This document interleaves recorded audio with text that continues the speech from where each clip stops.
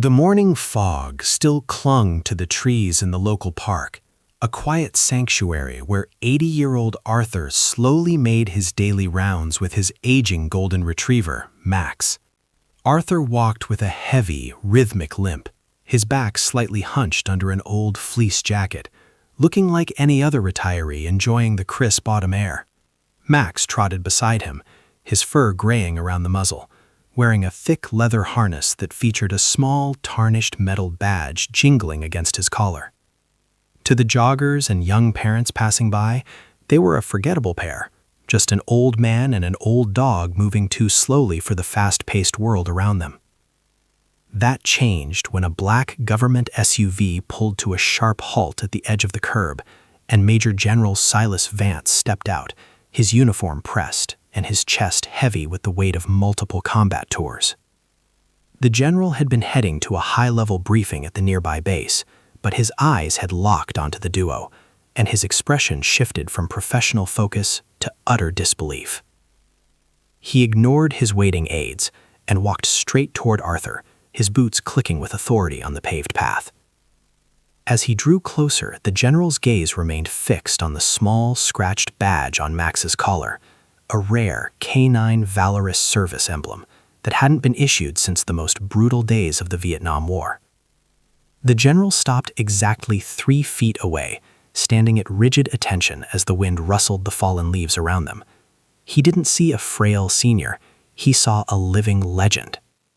Recognizing Arthur as the lead handler of a legendary scout team that had saved an entire battalion during a night ambush that had been buried in classified archives for decades.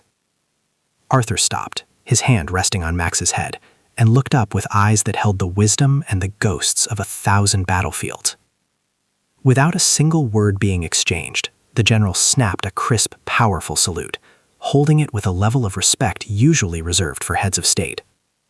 The aides watching from the car were stunned, seeing their superior, a man known for his iron-hard demeanor, bowing his head in reverence to a man the rest of the world had ignored all morning. The badge on the dog wasn't just metal, it was a symbol of a bond forged in fire, a reminder that Max was the descendant of the very dog that had dragged Arthur to safety after a landmine had taken his squad and nearly his life. Arthur slowly raised his weathered, trembling hand to his forehead, returning the salute with a precision that 50 years of civilian life had failed to dull. "At ease, General," Arthur whispered, a small, tired smile tugging at the corners of his mouth, as Max sat patiently at his side. The general lowered his hand but remained in a state of awe, explaining to his confused staff that the man before him had been awarded the Silver Star in a ceremony so secret that even the history books didn't know his name. He thanked Arthur for the silent burden he had carried for half a century, acknowledging that the peace they enjoyed today was built on the backs of men who never asked for a thank you. As the general finally returned to his vehicle, he watched through the rear window as Arthur and Max continued their slow walk into the fog.